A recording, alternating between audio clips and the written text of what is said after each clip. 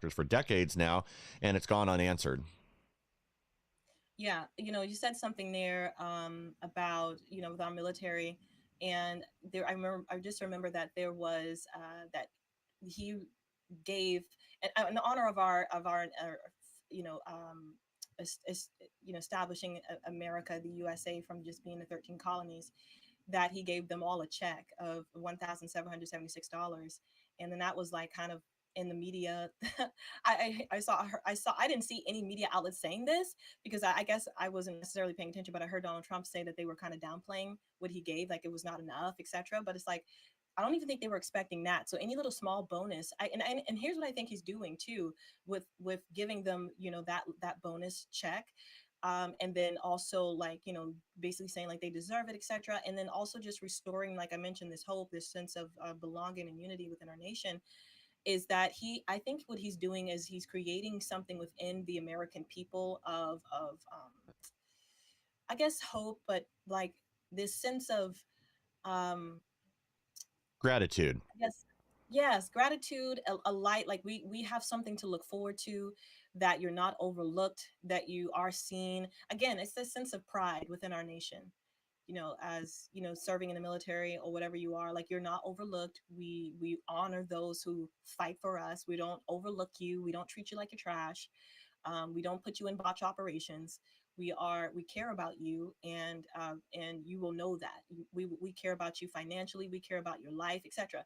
And you mentioned this other thing too. I want to say is that one thing I think the right was defined by the Republican Party was this endless wars, right?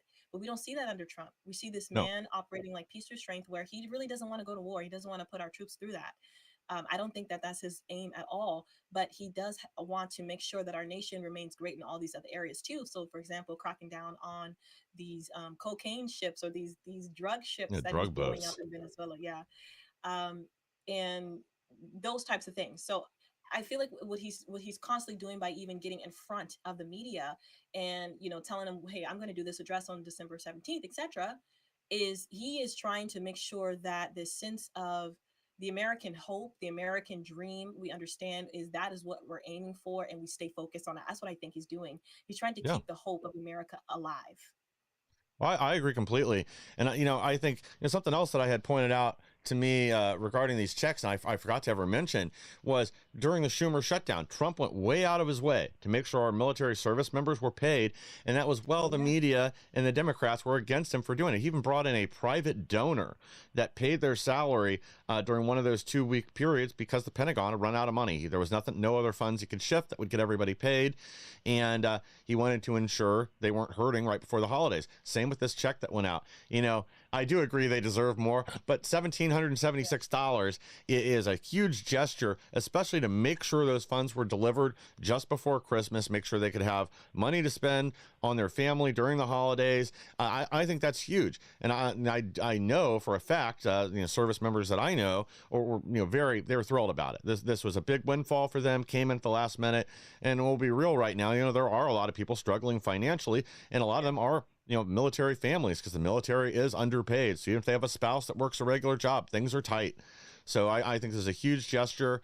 And once again, it's that buy-in, and it's telling the members of our service, we haven't forgotten about you. We're not going to disrespect you or turn against you like previous administrations have. You're the best thing about America, and we're going to support you no matter what it takes. Yeah, I think the police departments are feeling that too, at least in the red states, where they Yeah. know they have a president that's going to back them and not defund them. That, like, we understand this job is hard, you're already underpaid, and we should have your back Yeah. for stepping into a job like this. Well, even getting back to policing policy that makes sense and going after a lot of these prosecutors, because there are areas where the police are doing their job just fine.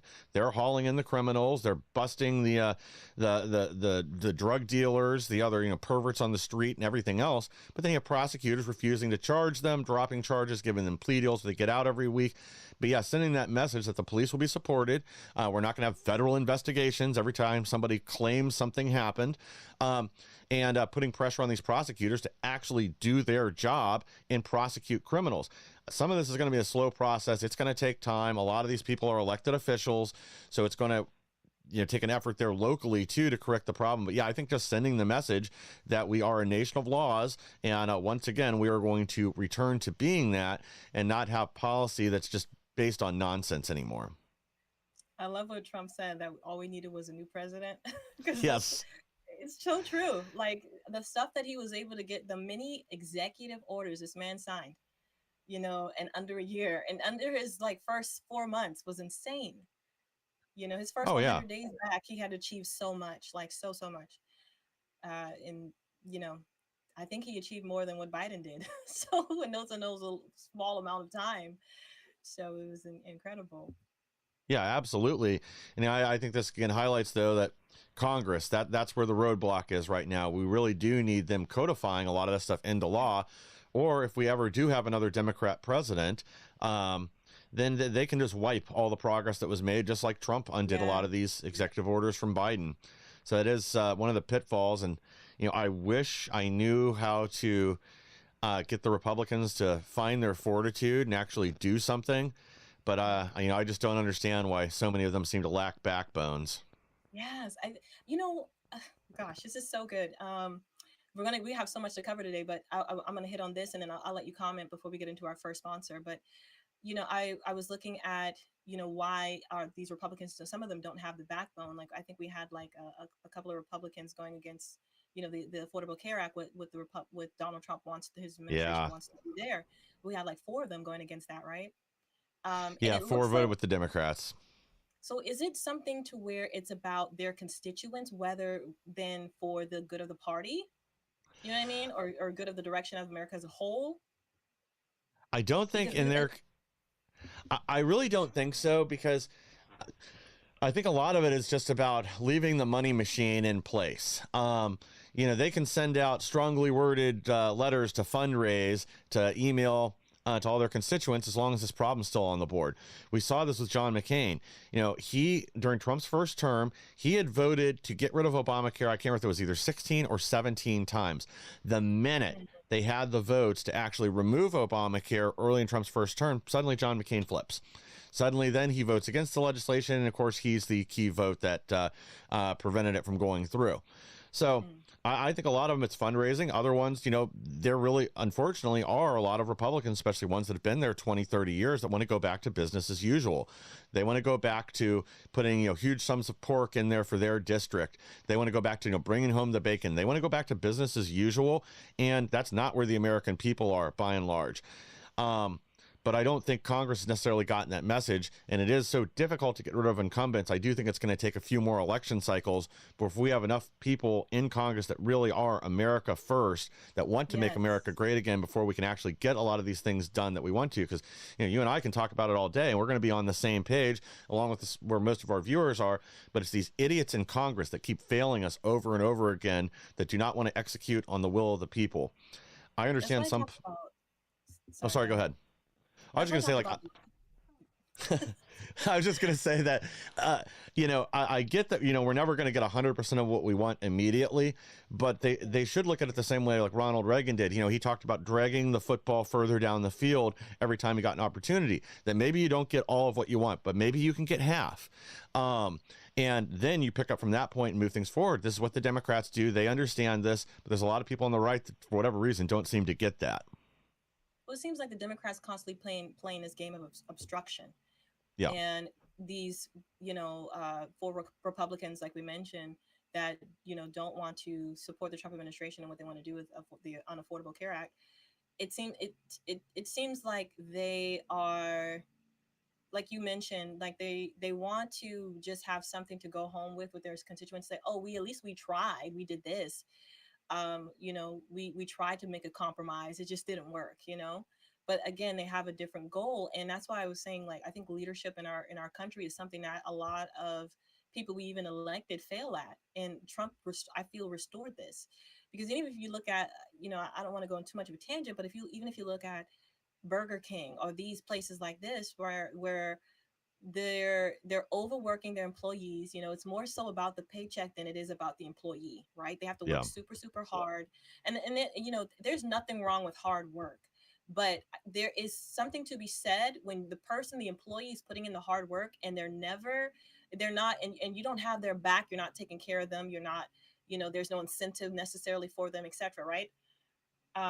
As you as a leader, and that's why I think Trump has restored so much of that, and maybe that's why so many in his, even in his cabinet, of course, that are major leaders in their own field, respect him so much, and the Yeah. world, and different leaders around the world respect him.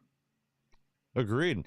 I think that's one reason why a lot of us are kind of getting more and more upset with Congress is we look at how much the executive branch has accomplished, and not just Trump. I'm talking RFK Jr., Scott Bessent, everyone up there. They've really done a fantastic job.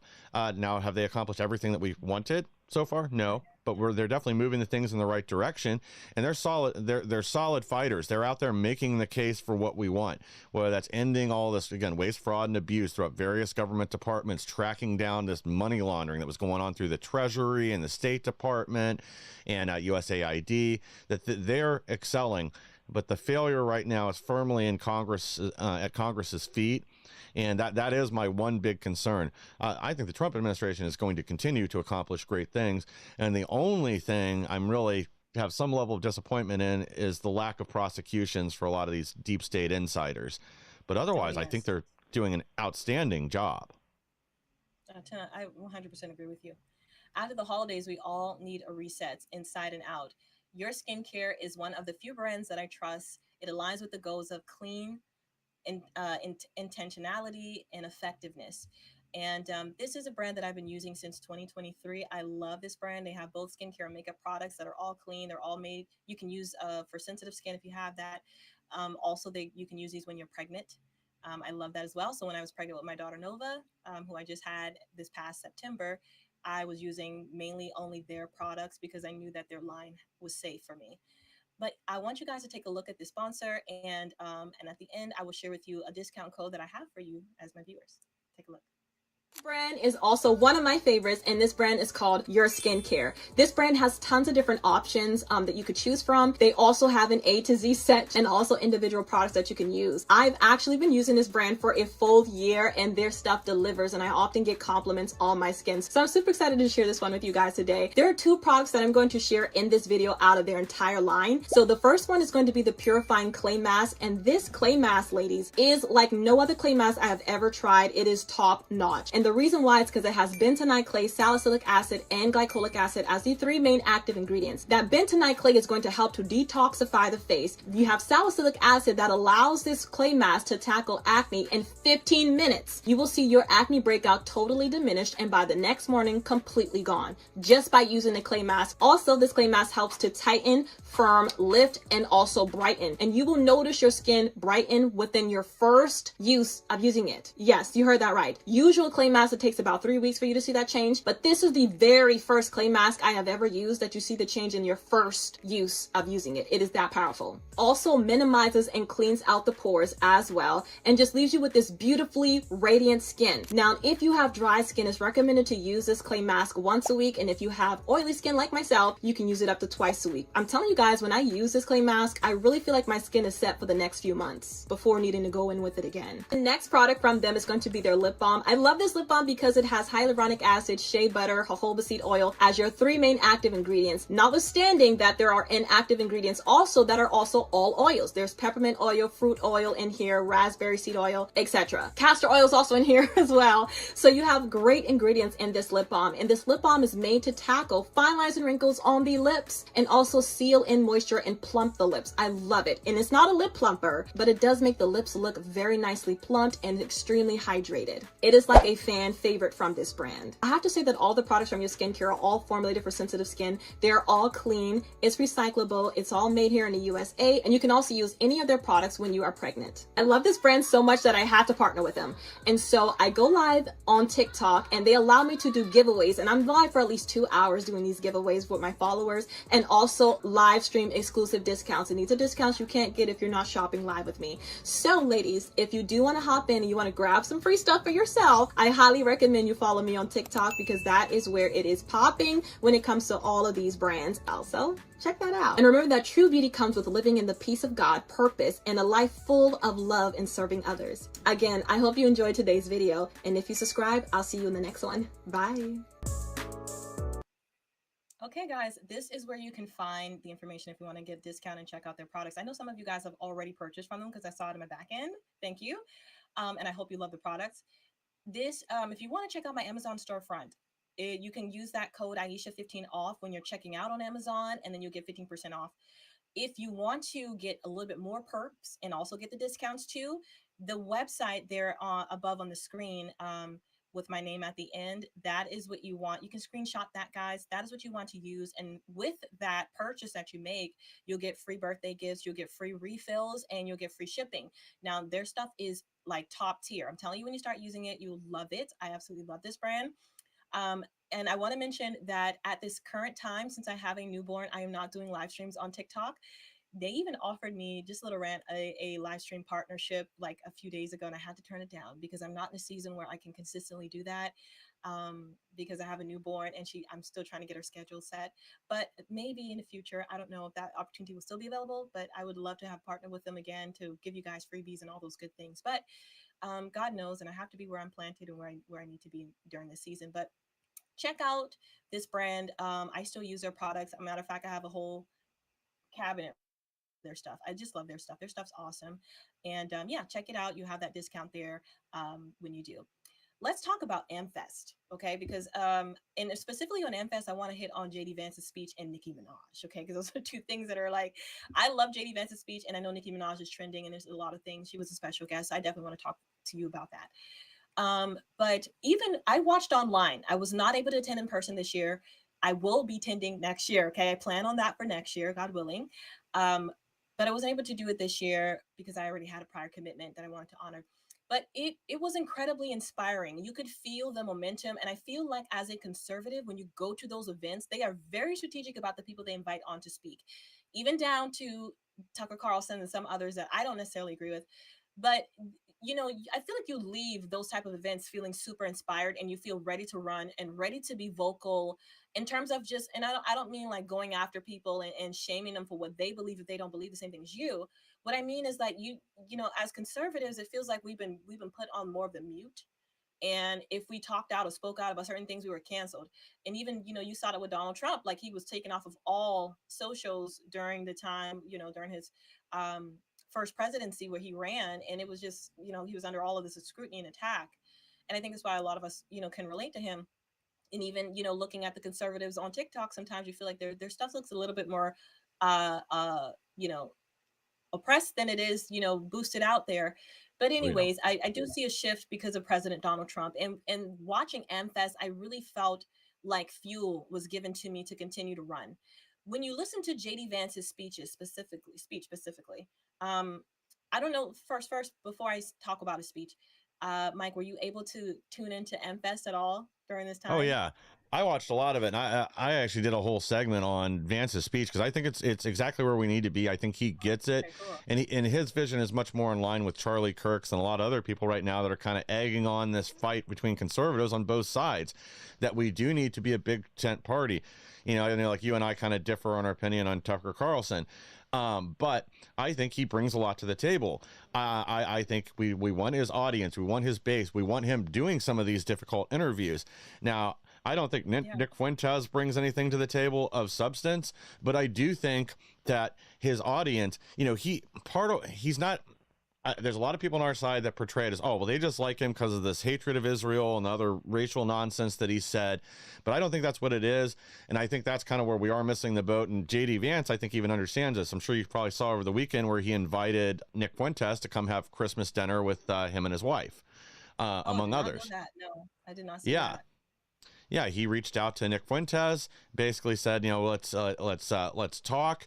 Um, and Fuentes, if he would have just stayed at the first half of his statement, because he admitted, he said, JD Vance is a much bigger man than I am. If he can, forgive some of the things that I've said about him and his wife and all that, and still reach out, but he still turned it down. He did it in a really disrespectful manner.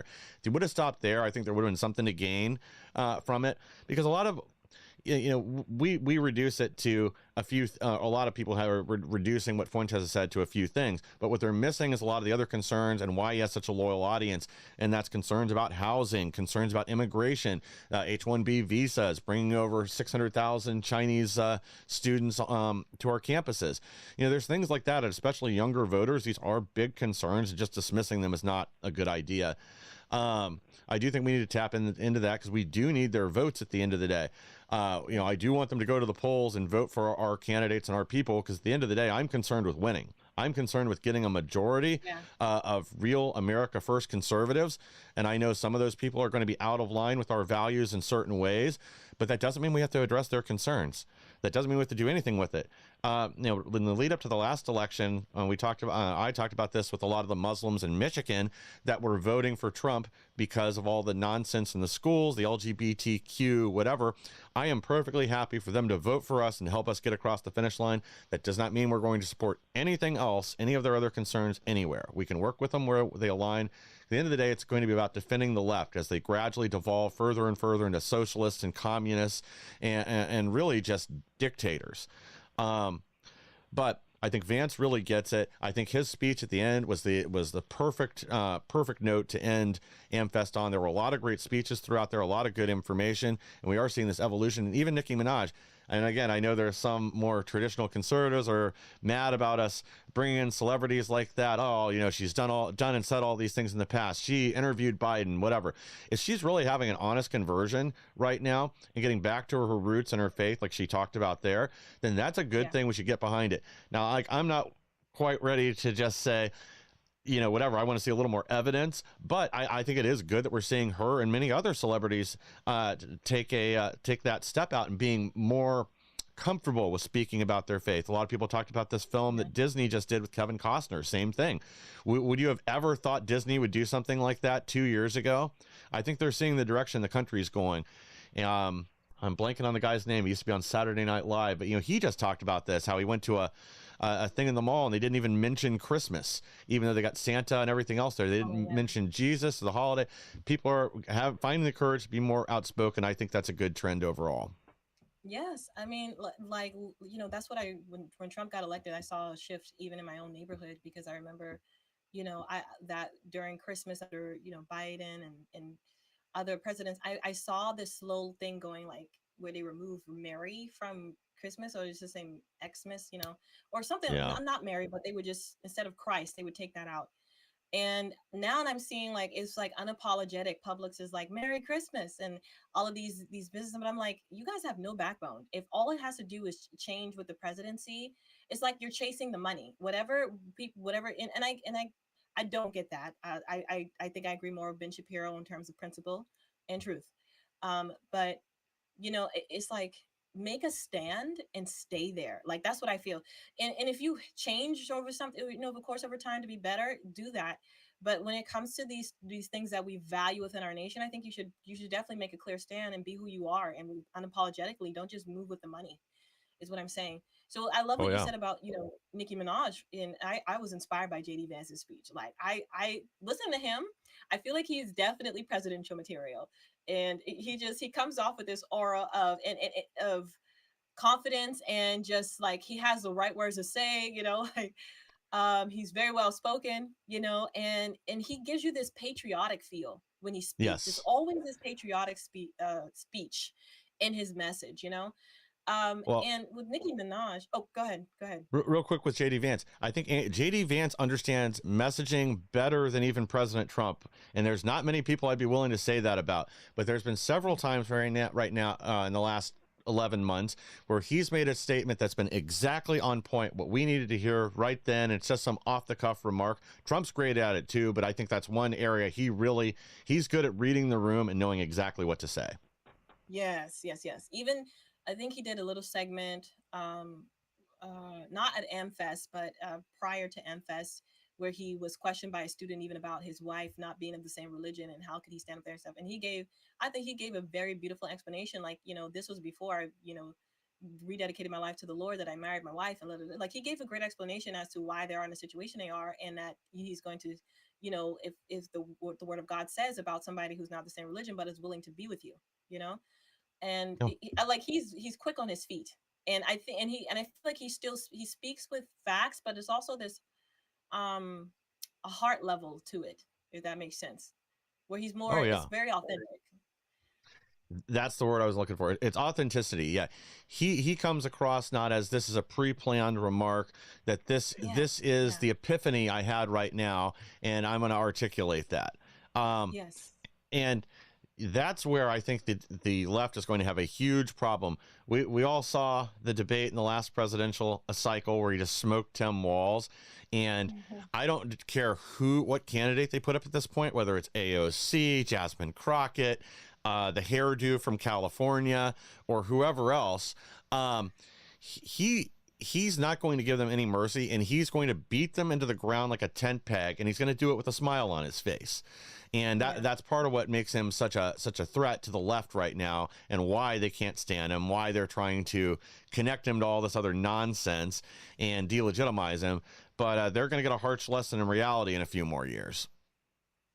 Now, when we get to Nicki Minaj, I listened to her speech. I don't listen to any of her music, just so you guys are aware. I don't listen to any like necessarily secular music like that, but I respect courage, and I respect her stance and the fact that she is kind of coming to see that, I don't know, maybe she always supported Donald Trump. I don't know, but she's coming to see how great Donald Trump is for this nation and for the nations around the world too, because he's not being silent about the persecution in Nigeria, for example, and neither was she. And she faced some backlash. I saw her delete her Instagram account.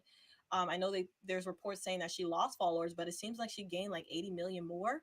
So and she's trending and she's top of the music category. I'm not familiar with that, but I saw reports that she was beating Cardi B and Megan Thee Stallion in terms of downloads or whatever for her music.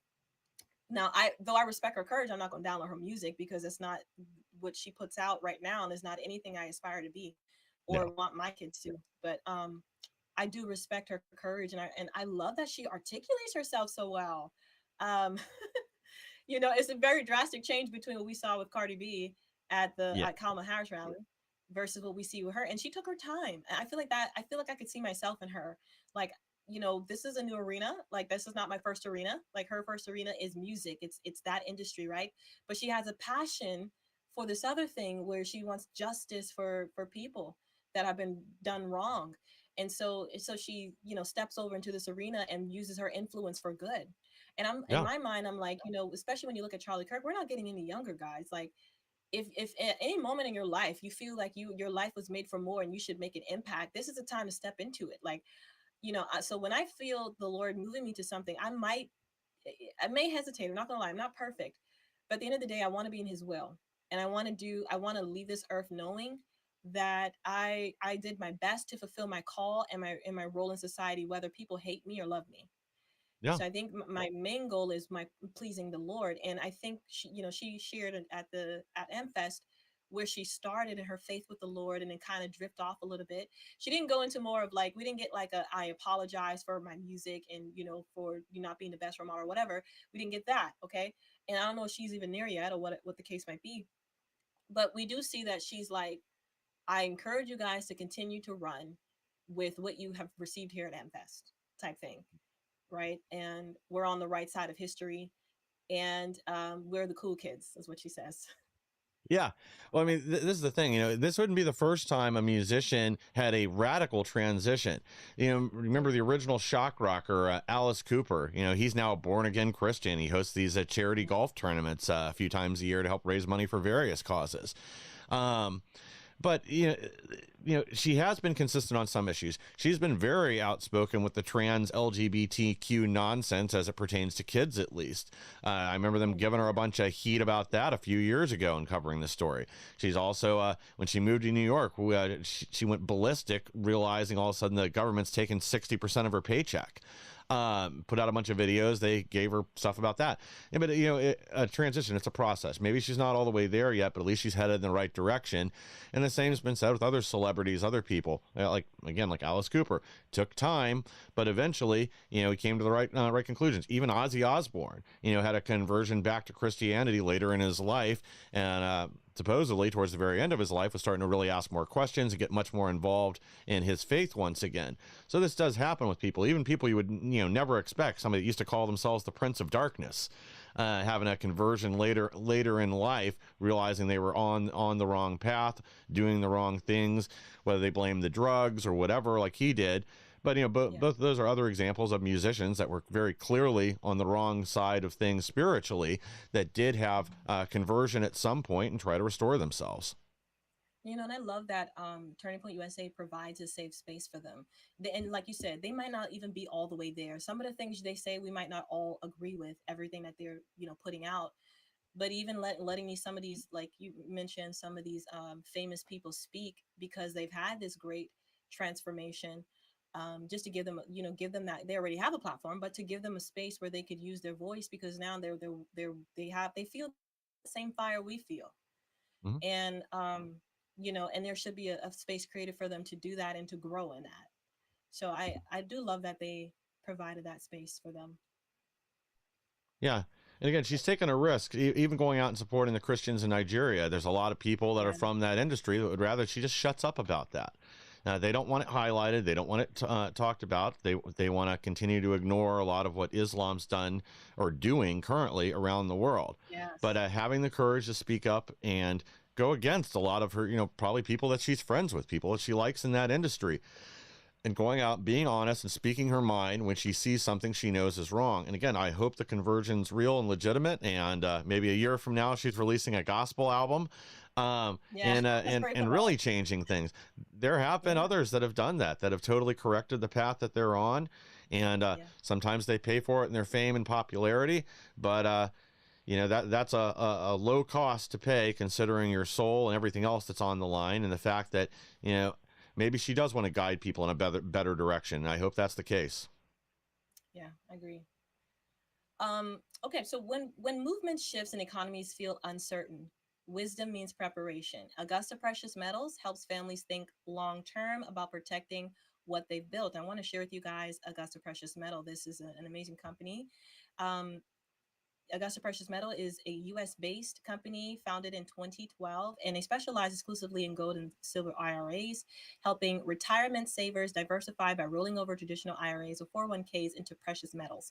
This company stands out for one big reason: ethics and customer service. They've been named Money Magazine's best overall gold IRA company 3 years in a row from 2022 to 2024, and Investopedia calls them the most transparent pricing company. That's saying a lot in this type of industry. Augusta is A plus rated with the BBB, AAA with the Business Consumer Alliance, and they've got over 1,000 five-star reviews from customers who are really satisfied. They also offer something rare. It's the highest buyback guarantee. So if you ever want to sell your gold back to them, you can do that with a peace of mind. And they also have zero setup, custodian, or storage fees for up to 10 years. Everyone qualifies for that. Plus, there's a 7-day money back guarantee when you open your account. That means no pressure, just time to decide if it's right for you. One of the things that I love most about Augusta Precious Metals is how they emphasize educating over just closing a sale. Their representatives don't get any bonus or any incentive if you sign up. So their biggest thing is on educating you so you understand the decision that you're making and you're pleased with that. There's no buyer remorse. So you get to choose your own gold and your silver products. They don't push anything on you. You're in charge. If you're looking for a long-term, honest support for your retirement savings, Augusta Precious Metals really deliver, and you can check them out. They're at AugustaPreciousMetals.com. Okay, I want to get into ideological tensions, groypers, the woke right, and division. Um, I think personally, there's a faction I'd call the woke right, right? And I believe Candace Owens is honestly a part of that shift. And because you see, like when we look at the woke right, for example, they carry very similar tactics as those on the left, far left, but you see that more, those same similar tactics on the right. So and we have this division now, I guess, within the conservative movement. I don't know how long, Mike, you could probably speak to this since I'm new in this arena, how long this division has gone on. I don't know how long the Groypers have been there. um as a Christian conservative, that's my lane, and I stay there. And like I mentioned before, I agree 100% with Ben Shapiro, especially at AmFest, everything he said, and on standing on principle over in truth over everything. I think that's the thing that kind of holds us together. And um that we have that one goal. So I don't know if you know what do you think that this fracture started on the right? Oh, it's been going on for years. But yeah, I think my big issue with Ben Shapiro and his speech is just in his inauthenticity. This guy shifted all over the place. Remember, he was a never Trumper, and not just for Trump's first 4 years, even leading into this last election. He was pushing the vaccines. He was one of those people for a long time. I think this is more a shift of convenience than anything else, and it's good scripting. Um, Unfortunately, again, especially again, if you actually know who Ben Shapiro is and what he said and done, things he's done over the years, but he's a problem. We certainly don't want him to be the face of our movement. Same with Mark Levin. He's a neocon. He's always been a neocon. He's always been a warmonger. He's another guy that was a long time never Trumper and then suddenly had a conversion once it became politically convenient. But I think this fight does go back over a variety of issues, and both sides make some legitimate points, like you and I have talked about off air. I'm certainly not anti-Israel, but I do question some of these large amounts of funds that we're sending them. Or like in this last funding bill that just went through, people got very upset over the $800 million that went to Ukraine, but we also gave $600 million to Israel in it. I don't see the point of either of those, of perpetuating things that most of us are against. But yeah, I think you're always going to have some level of division. You're always going to have people with different opinions on things. But this is again why I default back to J.D. Vance. Our goal should be winning and saving America first. We align on 90 to 95% of issues, then we need those votes. We don't want to just push. I don't care if people want to go after Fuentes or some of these other Looney Tunes that are out there, but they're based. There, like I said earlier, there are concerns they're bringing up that are unfortunately kind of being ignored, especially by the mega movement. A lot of people that I've talked to in the mega movement don't want to discuss some of the economic problems, especially facing younger voters right now. They look at the charts and see the stock market going up, whatever. And like, oh, they're just complaining. Well, they're not. A lot of them are have trouble getting good jobs. A lot of them, you can't get into housing. We just saw in just the last 10 years, the average age to buy a new home has gone from 30 years old to 41. That's a huge problem, especially when people are struggling to get jobs. They're saddled with college debt. And yeah, again, a lot of people that are in the mega movement may go, ha ha, yeah, you signed up for classes on underwater basket weaving or grievance studies or whatever, and now you can't get a job. Ha ha, loser, pay your debt. Well, they're not all that way. There's a lot of people that came out of college with legitimate degrees and can't get into their field now, either because it's been replaced, gradually being replaced by AI or whatever. We do need to address these concerns. So, I mean, that's kind of where I see the split. You're always going to have some level of division, but I do think this is kind of orchestrated and exploited right now. And I do think it's the mainstream media primarily pushing this division by highlighting each side and trying to get shock content out there so people will just totally disown this person or that person. In reality, we're mostly pushing the party and the country in the same direction 95% of the time or more. These little issues that divide us, I don't think that they should be the main focus. I want to win. I want to save the country. I don't care if I have some Looney Tune that believes some nonsense about Israel. It's not going to get any traction. We're not going to do anything because we have this small number of crazy people out there. I'll take their votes all day because I want to win. I want to crush the left and these globalists. I don't care if some people in our coalition are absolute nutbags, as long as they're not out there causing actual problems. Again, somebody like Fuentes, disown them, get rid of them. But there's people in that audience that we can reach that we need. I keep going back to like some of these recent election losses or where we got beat by numbers greater than what I would have expected. But like Miami's mayor, we never should have lost that. We lost that because people right now, especially younger voters, are not energized. We need to start listening to their concerns, doing something about it, and it's messaging. That's a lot of what we need. We need better messaging, and we need people that will focus on the 95% that we agree on. I want to hit on two things. So I agree with you definitely on the messaging, and I remember you saying that to me. That the way that Trump is delivering it is, it's the messaging. Because when we talk about, I don't know if you have that asset for, his from his December 17th speech where he talked about how the economy is treading from where it was under Biden to where how it's down now and under him. But yeah, even though we can see those metrics, at the grassroots levels, we're not feeling it. Yeah. And he's brought in all of these investments, and yeah, they're real investments, but the thing is that building that infrastructure, getting the employees, and even though we do have some jobs in play, we're not going to see the manifestation of all of that take place and how this economy will be turned around until, you know, maybe 2026, sometime in that starting near going forward, right? It's going to take time for us to see this economy really, really turn around, and where you can feel it more at the grassroots levels, should I say. I know gas prices have come down. I've seen that in my state, and some other people have seen it in their state as well. I've seen some of my Facebook friends say gas prices is this, and they screenshot it, and it's great. I'm really, really happy that we have a president we can rely on, that the man that I voted for is actually delivering on that. But he keeps getting ahead of the media when it comes to the economy and talking about all of the wins, right? And again, I think it's to keep the hope and the dream of the Americans alive, that what they voted for and what they expect is going to come, because I think that's what we need, right? When we talk about the CBO score, the one thing it doesn't account for is the behavior of people, right? And that's why it gets a lot of its measurements, should I say, wrong, because you can't account for that. You can only, it only does that, statistical or empirical data. So I think that's what he's trying to do, because we need the hope to stay alive. We need that, especially going into our midterms, which we'll get into. When we talk about also, so that's one thing, the messaging, I totally agree with you on there, is that we need to be more clear about when will we really start to see the effects of this? Yeah, we can see that the numbers are there. We see some things turning around, but when will we really start to see a really, I think that should be emphasized more too, so that Well, there's a clear expectation with these numbers being put out, when we don't feel exactly what we see, right?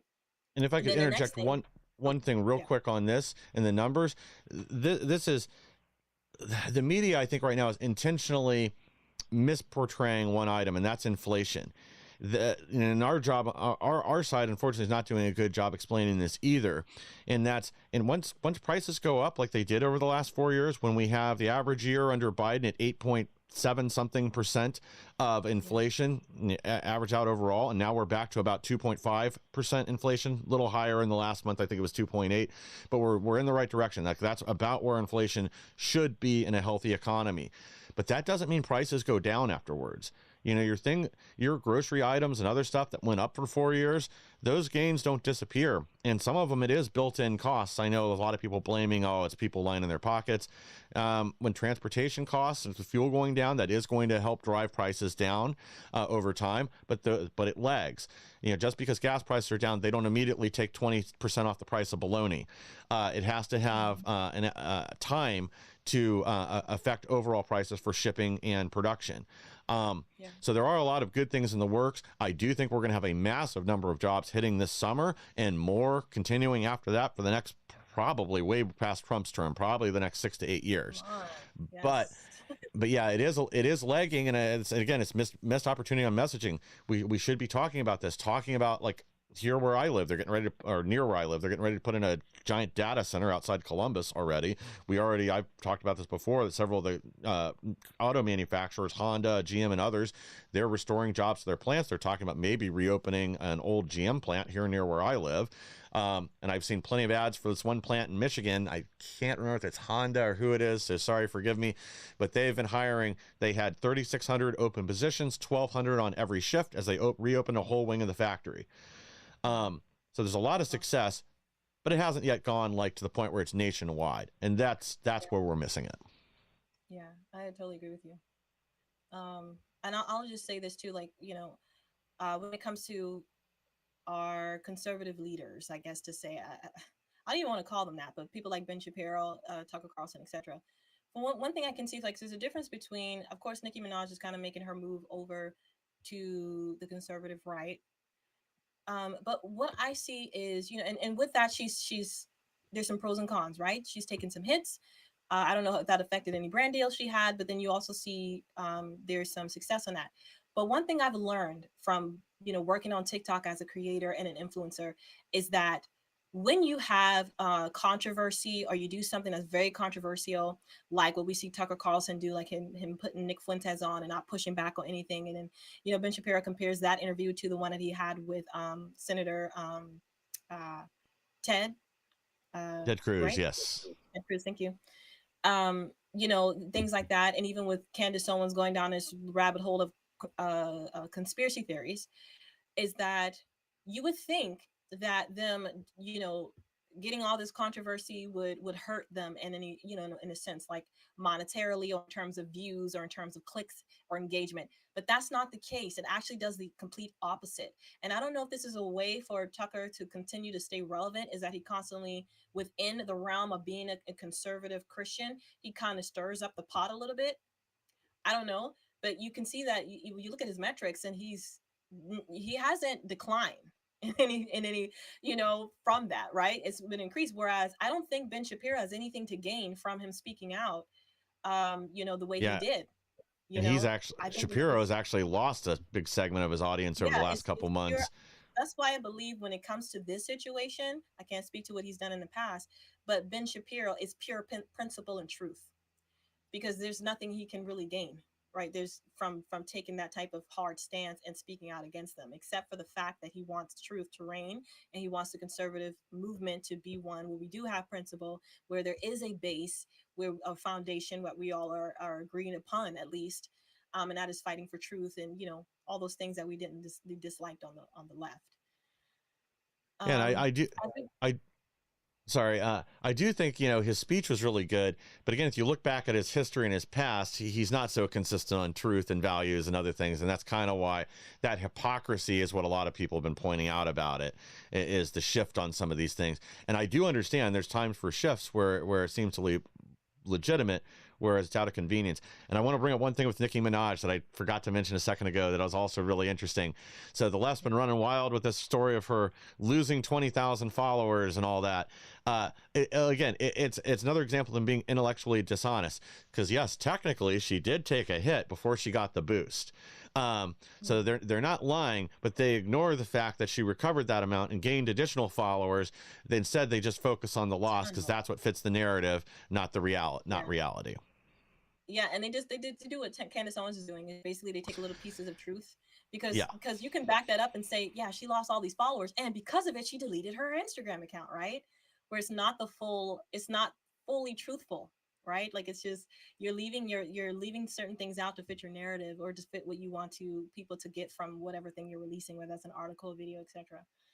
So yeah, I agree with you. And Candace Owens has Let's just lost her damn mind. I don't know what's wrong with her, but you and I've had conversations about this off air. Like, I do think a few of the things she brought up, especially initially, were legitimate points or asking legitimate questions. And even one more recently, I'll give her, is the sheriff deleting the video of the guy turning himself in. Like, that's a mistake that shouldn't have happened. We do need to ask questions there and find out why that happened. But most of this stuff is just nonsense, or it's her putting insane interpretations on otherwise innocuous facts, or jumping to just these conclusions that don't make any sense. There's a and few dropping the things. whole conclusion together when she doesn't have one. Like Yeah, what happened yeah, to the complaint? yeah. Suddenly shifting her mind on something she's been screaming about for a month now. But I've said before, I think Candace Owens is there to serve Candace Owens, not really anybody Oh else. yeah, She's going to do whatever leadership for again, clicks. leadership failure on the right there. Yeah, So you're just it's doing it to serve yourself. There's, you know. Yeah. Well, and I think, too, with what Jeremy Boring and some of them came out about the contract disputes and why she left, I think this further illustrates it, that she was always there to serve herself. And even some of these just simple things they didn't want her to do, like bringing people on that would be bad for the whole brand and network. I mean, that is, at the end of the day, some of these are businesses. And if you're going to do something insane, it's going to affect everybody else there, not just her paycheck. Some people may say, oh, well, that was censorship. It's not really the same. I mean, and even if you do consider it to be censorship, when it's somebody going way off the rails and doing something that they know is going to damage everyone else there, they're there for a purpose. And part of that purpose is to make money. And we have to be honest about that, because without that, we don't have media. If the media is not self-sustaining, and this is the problem the left and the mainstream media are running into right now, why MSNBC and CNN are on the chopping block, why CBS is getting restructured by Barry Weiss right now, it's because they've all been negative sinks on the parent companies that own them and all the investors. You do have to turn a profit, and that does mean sometimes you're going to have to make cuts or limit to a certain extent what somebody's allowed to say on air, especially if it's just insane nonsense. Now I want to get to us talking about the midterms. I know we're getting pressed for time now, so let's skip down to not the midterms. I'm sorry. Let's talk about the elections for 2028. I want to play this clip really quick from AOC, guys. This is recent polling, and AOC, I'm sorry, was being asked whether she believed the polling suggested could show that she could beat JD Vance in 2028, and I want you guys to see what she had to say about that.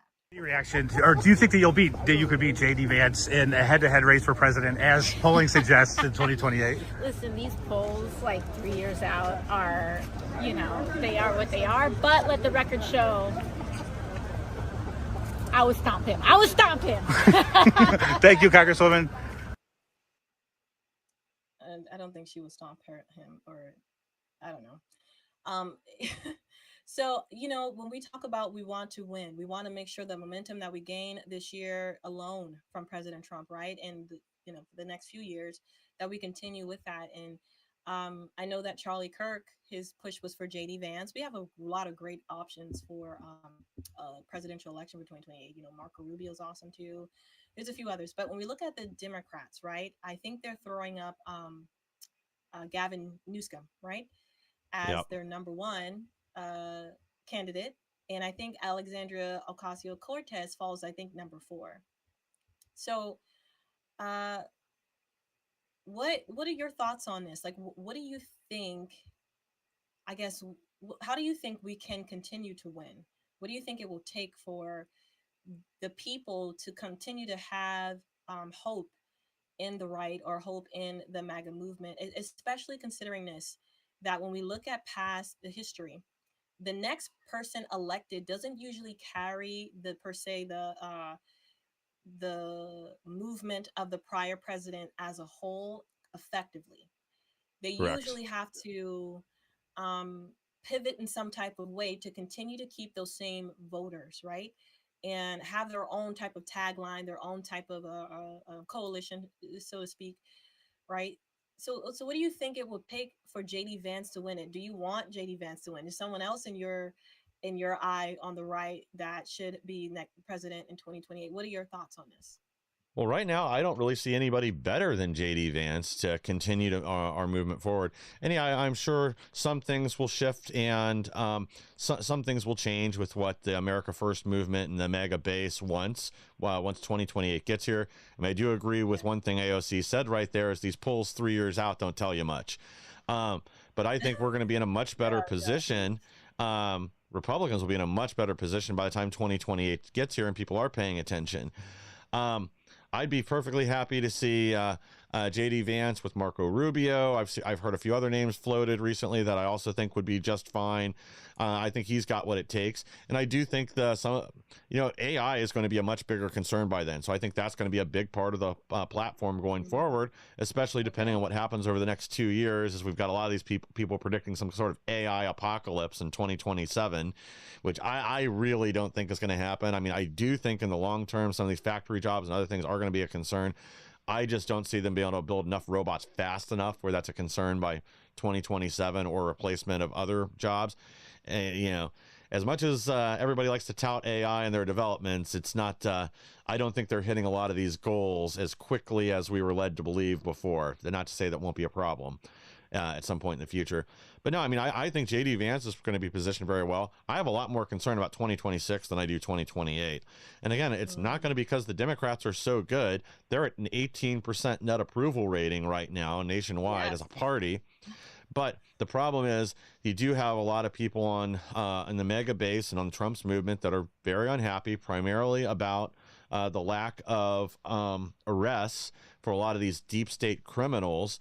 And my question is, will a lot of the good economic things that we know are in development, like what we just discussed with bringing this trillions of dollars in new investment in America, restoring us as an energy independent net exporter of oil and natural gas, are these things going to hit fast enough? That's the question. And will we be able to get the base energized and excited again before 2026? That is the only real pitfall I see. I do know that we're going to have at least one more big stock market correction to deal with the AI. There is a bubble there, and that's going to cause a major drop in the stock market at some point. but I think that's also recoverable, and that doesn't affect the average person on the ground nearly as much as it does the millionaires and the billionaires.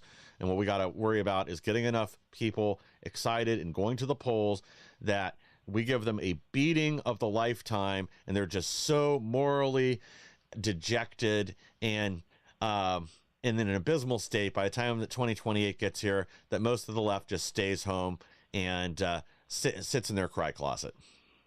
I can't do anything about this sun, guys. That's shining on my forehead again. I think the Lord just loves me. Yeah. Okay, let's get to this last sponsor, and then we will close out and about the polling and midterms and 2028.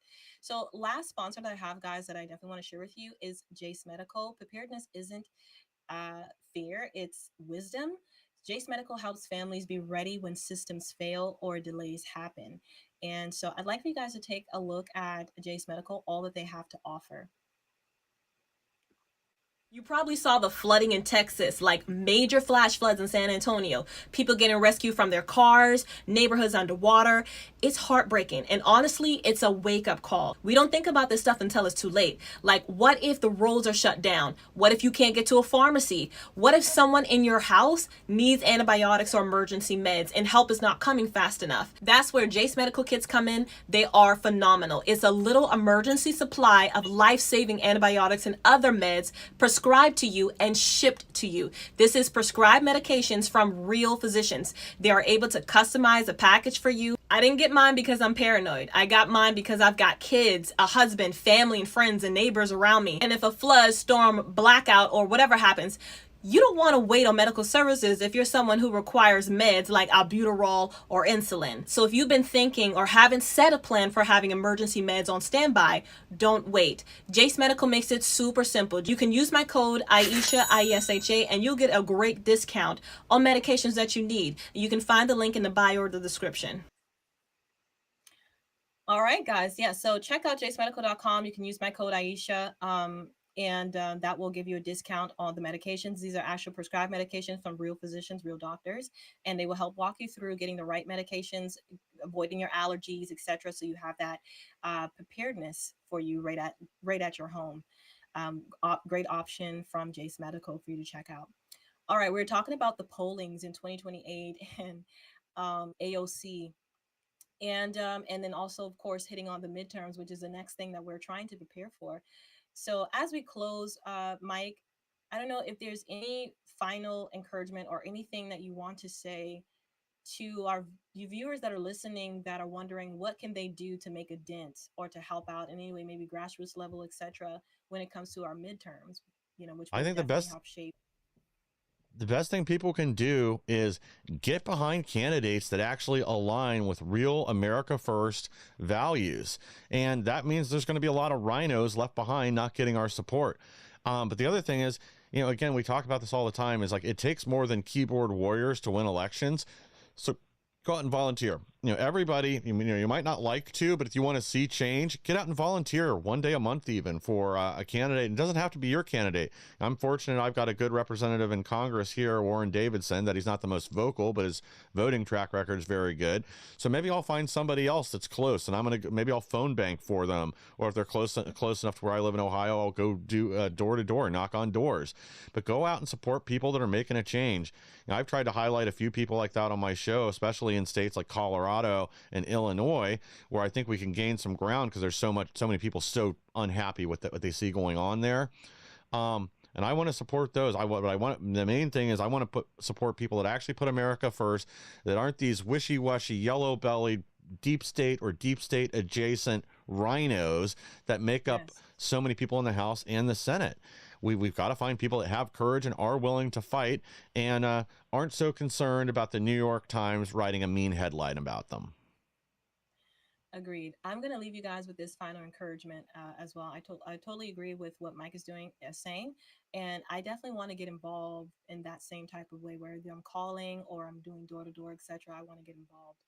But this is the final podcast for the 2025. I think our next podcast will be the new year. So I want to encourage you to make 2026 and beyond better by getting closer to God. Build a real relationship with Jesus. Get planted in a Holy Spirit filled church. Read more, grow more, become a better person, a wife, a husband, a mom, a friend, a colleague, a sibling. Life is too short not to become who God created you to be in its fullness. And America needs Christians who are rooted, courageous, and involved. So until next time, guys, I will see you in 2026. And I hope you guys have a great rest of your day and a happy new year. Bye for now.